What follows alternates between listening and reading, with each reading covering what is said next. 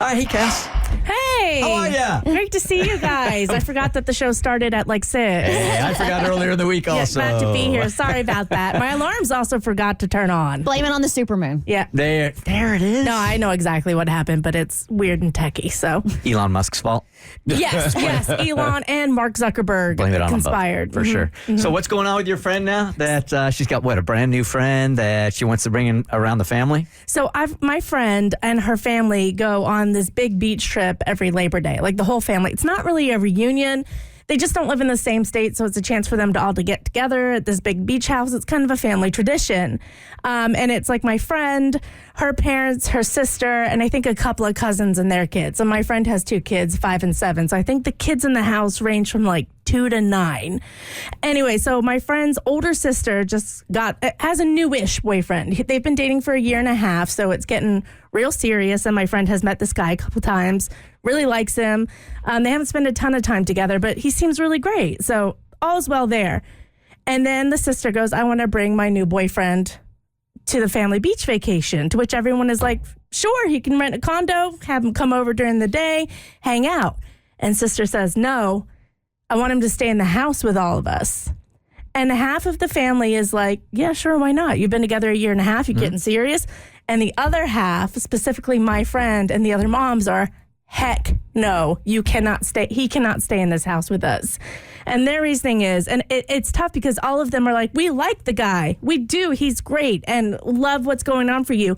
We barely know him. We're not allowing a strange man to stay in the house with our kids while everyone is asleep overnight. We don't know him well enough. He cannot stay here. And it sort of started to tear the family a little bit.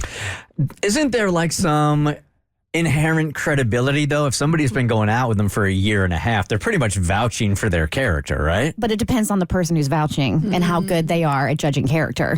Does she have a history of like dating douchebags? No, she doesn't. But the moms, and here's the weird thing is the moms all say no, except for my friend's mom. So head mom says, it's fine. Head dad says, I don't like it. So it's reversed up there. And so that's where it's starting to get really weird is some people are like, you're overreacting, calm down. They've been together a year and a half.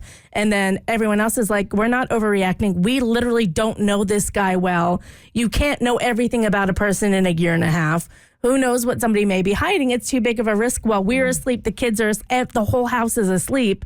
This guy can do anything. I wouldn't have even thought twice about it. You guys? Well, I mean, I'm not a parent, so I don't really know what kind of paranoia I would have about somebody sleeping in the same house as my kids. I wouldn't even thought this would be a problem. But for me, like, I think that's a valid concern to have.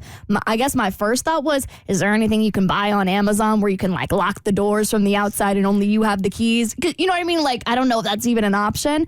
But I think their concerns are valid, but I don't know how you go about that. Yeah, it's tough not being a parent and trying to gauge how you would feel in a situation like that. But, I mean, I genuinely feel like I wouldn't have even have had a second thought about it. A year and a half seems like a long enough time for me if I believe that the person that is vouching is credible. So it makes me wonder, like, how long do the parent or the dad that's not comfortable, like, how long do you really want to know somebody for before you feel like it's okay? Yeah, I wouldn't have a problem with it. Okay, so as the mom with a kid, it wasn't my initial reaction.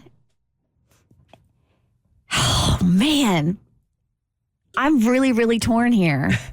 And I'm also not trying to do like gender biases as well. Like if he's a man and it's little girls versus little boys, or if it was her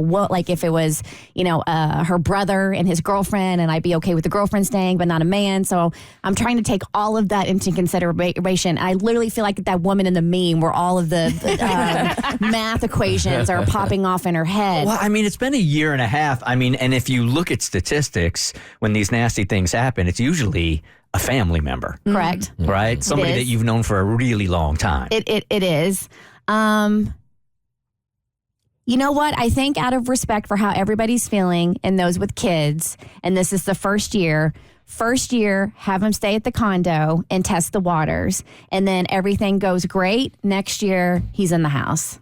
I think that's what I would do. If there are that many people who are concerned and worried about a stranger being in the home with their kids. It's not a stranger, though. It's somebody that's been around for a year and a half. It's a stranger to them. Like they've met. If I'm a person and I've met somebody like once or twice, that person is a stranger to me and a stranger to my kid. I mean, it's been a year and a half. I mean, and if you look at statistics, when these nasty things happen, it's usually a family member. If you've met somebody like once or twice, that person is a stranger to me and a stranger to my kid. It's not a stranger to the sister, obviously, but it's a Right. stranger to me and a stranger to my kid. Would you still go if you're the guy in that situation and you know that the family feels so uncomfortable that they make you sleep somewhere else?